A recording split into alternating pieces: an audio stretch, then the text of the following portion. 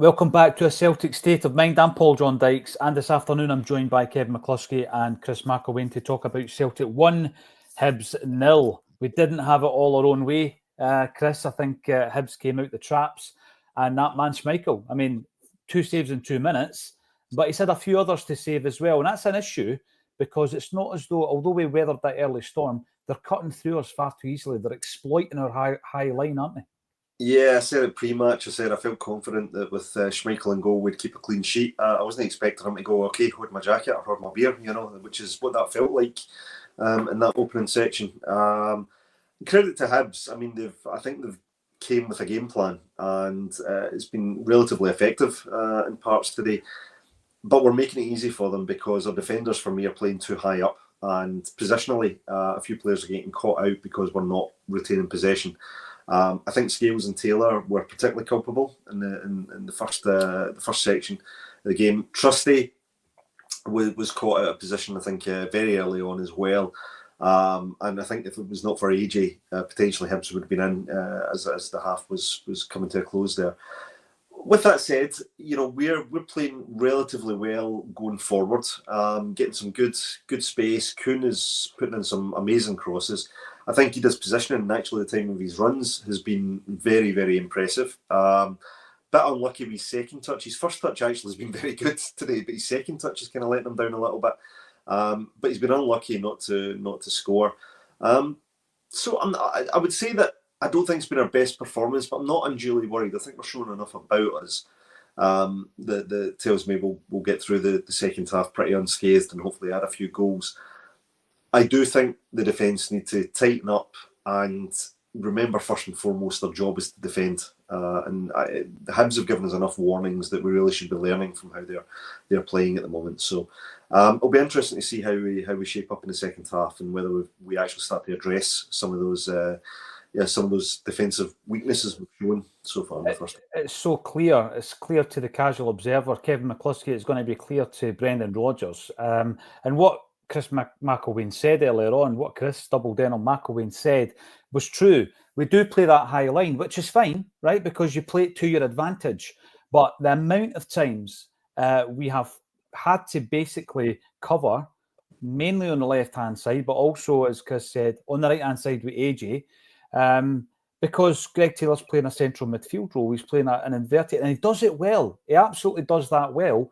But if Hibs catch you on the break, invariably it's down Greg's side, and unfortunately Scales doesn't have the same pace, does he, as his counterpart Trusty. Someday before the game, I'm not going to bring it up, right? Someday before the game, I'm going to bring it up, but not the comment, said that yes, Scales is in because CCV needs dropped. I'm telling you, it's CCV plus A another. That's your strongest central defensive partnership. Without a shadow of a doubt, and it's not having a dig at Trusty or Scales, but we're much weaker without them, Kev, and they're being exposed this afternoon. And I mean, it's easy to say, hook this one from the midfield, bring Hatate on to be a playmaker, etc. We need to first and foremost look at the issue of Hibs cutting us open far too easily. And I think the simple thing you do is you bring in Carter Vickers. That's the first thing you do. Yeah, it would make sense, wouldn't it? Excuse me. Yeah, our back line, our centre back line, it's Carter Vickers plus A another, because he's the guy that brings the stability. He's the guy that brings the organisation to that back line and just makes you feel pretty secure that he's there. Like Chris was saying before the game, confident of a clean sheet because you've got Schmeichel. You're doubly confident of one if you've got Carter Vickers ahead of him as well, because he just gives you that reassurance that you need. We've not changed the way that we play in this game to the way that we play most of our other games. We always play with this high line. We don't always get caught out as much. And one of the reasons will be Carter Vickers is there. He marshals the defence. There's been a couple of times, there's one in particular where Johnson's a couple of yards deeper than the rest of the defence and plays Kukarevic on side. And we're just lucky that he's put his boots on the wrong feet today because his finishing was terrible. But I think if you've got Carter Vickers there, he's marshalling that defence and we're more of a line. So yeah, it would make sense, I think, to bring him in. He's definitely not been dropped from the team. I don't think anyone was dropped from the team for this game. I think this is just It's coming into the busy Christmas period. We're doing squad rotation. We're giving players a rest. We're giving other boys minutes and time on the pitch and whatnot. So the experiment, if you want to call it today, of Scales and Trusty hasn't quite worked because Hibs have come out with a pretty effective game plan. So for us to combat that, I think Carter Vickers coming in is something that we could do that shows that up quite quickly. I'm always keen to get not only the commenters' views, which will be coming up in a few seconds, but also those of Sean Connolly. Welcome to the show, Sean. We're just talking about, we'll get to Engels, we'll get to the fact that we're a goal up, and we'll speak about some of the things we've done positively. But the concern is the fact that Hibs are exploiting our high line, and they're getting one-on-ones, I think 3. Certainly 3 occasions where we're on the back foot and they've had some great opportunities to score. How do we combat it? I mean, there's a simple thing of changing personnel and bringing in the Rock, Carter Vickers. But it does seem as though we're too high up and they are just basically breaking our line. And then often Scales is facing his own goal. It's not a good situation to be in, is it? Yeah, and there's times as well where if you're playing a high line, you're really relying on your midfield to stop those passes. So if a midfielder gets turned, then the defence is going to get absolutely hung out to dry. So the solution is either drop the line or it's get a better midfield press. So, it's not just about the defence in that sort of situation. I'm not sure that bringing Carter Vickers on would solve the problem if the midfield's still going to allow those passes in. Yeah, you're right. You look further, you look at the root of the problem, not the result of that issue. So it'll be interesting to see if Brendan Rodgers makes any changes at half-time. As always, I'm looking forward to getting some of you guys involved in the chat. Jungle Lion said this all week. This is the reason you pick your best team, win the game, then make the changes. Other way around is a gamble. And we don't have that dynamic, that tempo that we're used to in the first half. Now, I'm going to bring this in. This is a tad negative. It does not reflect my views. I've got to say this before I bring it up. Lekidu, I'm going to bring up 2 of your comments here, and then we are going to discuss. First one, Hibs should be 4-2 up. Scales proven why he's not fit to wear the jersey, total ditherer. Followed by some great saves, ? We're at home versus the now bottom club, and they should be 2 goals clear. So I'm going to start off with the Scales comment. Scales is fit to wear the jersey. I'm going to start with you, Chris. He absolutely is. You don't judge 2 seasons or a season and a half of consistent performances on one half of football when, I mean, he's not been murdered in the first half. It's not like he's sold the jerseys in the first half. This is knee-jerk for me, and we see it a lot at half-time at Lekidu. I think that's OTT. What's your view, Chris? I mean, first of all, look, I respect everybody's comments. I think everybody's got, the right to an opinion, and we know Scales is one of the players that over a period of time has, has divided opinion. But no, I think I agree with you. I'd see that as being a bit of a knee-jerk reaction. Scales for me has done more than enough over the course of last season into this season to merit his place there. I've consistently said you can take any one of the back 3 out and replace them with any of the other 3. So, Scales for me can come in to play either side of the position. I think maybe the issue today with Carter Vickers being dropped is that you've got 2 natural left-siders. So you lose a little bit of the balance that we normally have, and that's fair enough.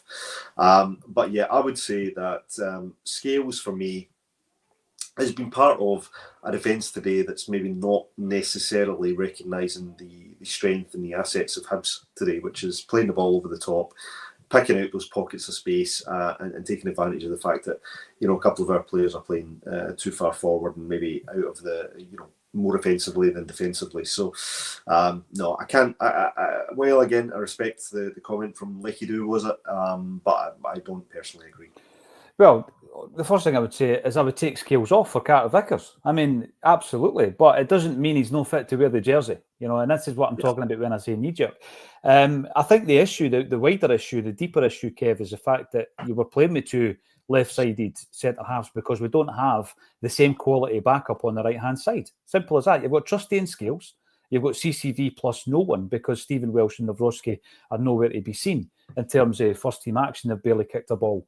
And I think it is still something that if you were able to move on Welsh and Nawrocki and then go out there and bring in that quality to then have the option to bring in as good on the right-hand side as you have on the left as backups, That's something we need to be doing to fine-tune the squad. But yeah, I mean, I think sometimes players, I think Engels is getting it in the comments, Taylor's getting it in the comments. I don't think either of them have been great, but it doesn't mean to say they're not fit to wear the jersey, Kev. No, it doesn't. Especially not in the Liam Scales one.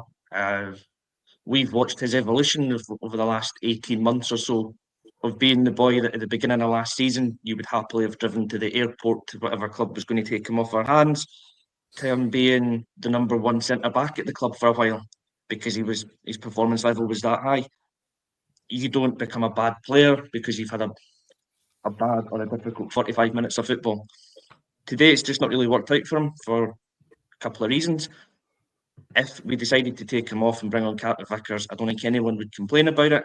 But then if we decided to start Scales in the next game alongside Carter Vickers, maybe, would you complain that he's in? No, because he's a good player. He is fit to wear the jersey. He's just having a bit of an off day. I do chuckle a little bit at Chris's comment though about having the two left footers, because being a lefty, it always just makes me laugh. No one ever complains that there's two right footers at centre back, you know, but it's always us lefties that get the blame. But you always get called cultured as well, Kev. You always get called cultured if you can't be a left foot. That one I'm okay with. I'm okay with that one. Of course, yeah. But it does unbalance the dynamic of the team a little bit. Of course it does. You would rather have a righty and a lefty. So maybe that's part of the solution for the second half. Get Carter Vickers back on, give us a wee bit more stability there. But definitely, you know, to use that phrase, we're not going to write off Liam Scales because he's had a poor 45 minutes. No, absolutely not. And let's have a wee look at the positive. We're a goal up, Sean. It's Engels, another player who there's been a lot of criticism throughout the season, not just from Celtic fans, from the media. There's a lot of scrutiny about Engels, and he gets his goal. I did predict it, although I did say it was going to be direct from a corner. He gets the goal today, and he's been in the wars. Obviously, there was a VAR check for a red card, which would have been, I think, controversial. You're a ref. What did you think of it? Yeah, I think it's one of those ones where the directive has changed, where, you know, in the last season, they were only looking at point of contact, and this year they've been instructed to show it at full speed, and you can see that there's nothing really in it. He's just kind of, it's a normal move towards the ball. The player's got under his feet. I don't think there's any intent or malice or real recklessness, endangering the opponent. Nothing that really qualifies as a red card offence for me. I understand why they had to look at it, because it is, you know, the point of contact is in that area. Where, you know, as you move further up the leg, it becomes more red cardish, and so I understand why they've looked at it, but no, it's not endangering the opponent for me. The handball one was interesting. I thought they got back into the game, so I didn't get to see another further clear replays, but it looks like he's deliberately moved his arm towards it. So I don't know. I need to see that one again, actually, to see what I think of that. It looked like it, and I love that new expression, red cardish. That's a red cardish tackle. I like it. Absolutely, that'll be used again. What do you think of this from George then, Sean? McCowan and Engels not working and bring on attack. There does seem to be a lack of it. You brought up the fact that, you know, the root of the issue is starting in the midfield and the defence are then on the back foot. Is it about the personnel, do you think, the shape of that? Because the one player that I think is it's not Hatate, who would be ideal for this game, is Bernardo, personally. And it's easy, and you see it, it's easy to say, oh, Engels is having a bad game. Is he having a worse game than McCowan? I mean, Engels' goals, the thing that's separating the two sides. Is the midfield, is the dynamic right for you, Sean? I don't think so. Not. I mean, it could be, but I don't think so with how high that line is, because that first chance in the first minute or first 2 minutes, whatever it was, that was like, the guy's ahead of every Celtic defender, but he's in his own half, and that is too high, right? You can have a high defensive line, but it shouldn't really be 5 yards, and the last man should not be 5 yards inside the other half. That's too high. So yeah, sure, that I made the point, and I stand by it. You know, that if you're going to play a high line, your midfield has to do a lot of work, but there's also too high. You know, the halfway line is the offside point, so you can't play an offside line beyond that. You shouldn't be that high. No, without a doubt. Yeah, it's a little bit of both, but yeah, I think, yeah, it really frustrates me as a defender when people in the midfield say like, get up. And I'm like, well, you go win the ball then, because these balls are just coming over the top and I'm facing my own goalkeeper the whole game, you know? And that's what Scales and Trusty have been having to do. Run you're and race exposed. back. Constantly exposed. What I love is the range of opinions that we get in the comment section. Thank you, everybody, for getting involved. I'm going to leave you with one. It's about Greg Taylor, and I'm going to give you the two sides of the opinion. Ian Roy starts off by saying, get him off. He's running all over the park like a headless chicken, leaving far too many spaces for them to play over the top. I don't disagree with that. Need to play a solid back three in the second half. And Tony comes on to say, Greg Taylor has been excellent in that half. Got to give him his dues. And it just shows you the two ends of the extreme that we go to. Listen, we're winning 1-0. None of you are wrong. Everybody's entitled to that opinion. Let's go and watch the second half, and hopefully it will be a wee bit better viewing than the first. Join us at full time, where I'll be joined by Chris, Sean, and Kevin on a Celtic State of Mind.